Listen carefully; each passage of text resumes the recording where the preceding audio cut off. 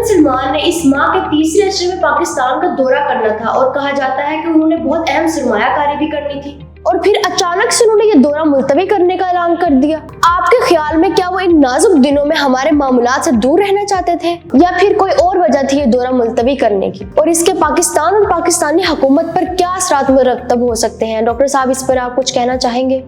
آپ ابھی جو پوچھ رہے تھے ہمیں کہ محمد بن سلمان انہوں نے دورہ کیوں منسوخ کیا،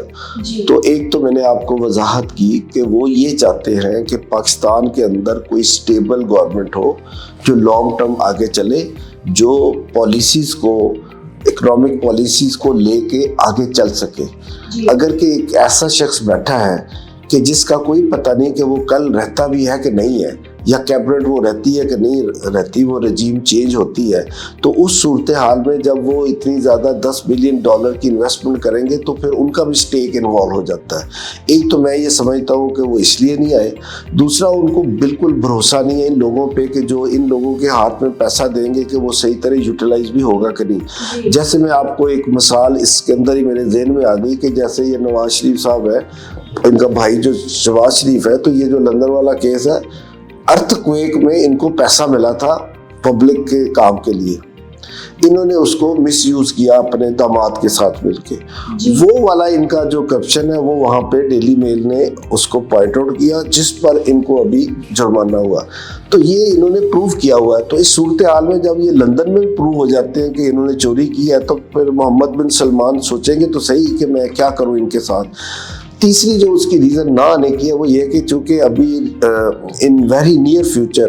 جو سب سے بڑی اپوائنٹمنٹ ہے چیف آف آرمی سٹاف کی وہ ہونے جا رہی ہے، پھر کافی کیوس ہے اس وقت ملک کے اندر کہ کیا ہونا ہے، آرمی چیف کون آئے گا، وزیر اعظم یہ رہے گا یا نہیں رہے گا، نئے الیکشن کب ہونے ہیں، عمران خان صاحب نے اپنا لانگ مارچ کیا ہوا ہے، تو اور پھر جن دنوں میں انہوں نے آنا ان دنوں پہ یہ بھی ہے کہ یہ شاید خان صاحب کا لانگ مارچ اسلام آباد پہنچے گا۔ تو ان تمام سینیریو کو دیکھتے ہوئے میرا خیال ہے انہوں نے دورہ ملتوی کیا ہے۔ جو ہی الیکشن اناؤنس ہوتے ہیں یا پاکستان میں تھوڑی اسٹیبلٹی آتی ہے تو نیچرل ڈیفینیٹلی ہی ول کم،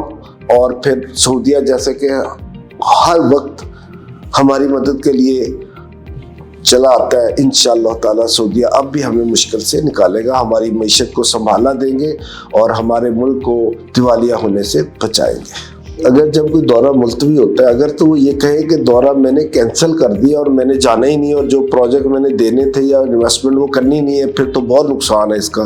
لیکن انہوں نے ملتوی کیا یعنی پوسٹ پون کیا، وہ یہ چاہتے ہیں کہ یہ ہماری 29 نومبر تک اپوائنٹمنٹ ہونی ہے، اور اس کے درمیان میں سارے جو ایشوز ہیں وہ ریزالو ہو جانے ہیں، اس حکومت کے بھی، آرمی چیف کے بھی، اداروں کے بھی اور باقی بھی۔ تو آئی تھنک کہ وہ یہ اس 29 نومبر کے بعد پھر آئی تھنک کہ فوراً وہ یہ دورہ ضرور کریں گے، اور جو پروجیکٹ وہ لانا چاہتے ہیں، جو انویسٹمنٹ وہ کرنا چاہتے ہیں پاکستان کے لیے، انشاءاللہ وہ ضرور کریں گے۔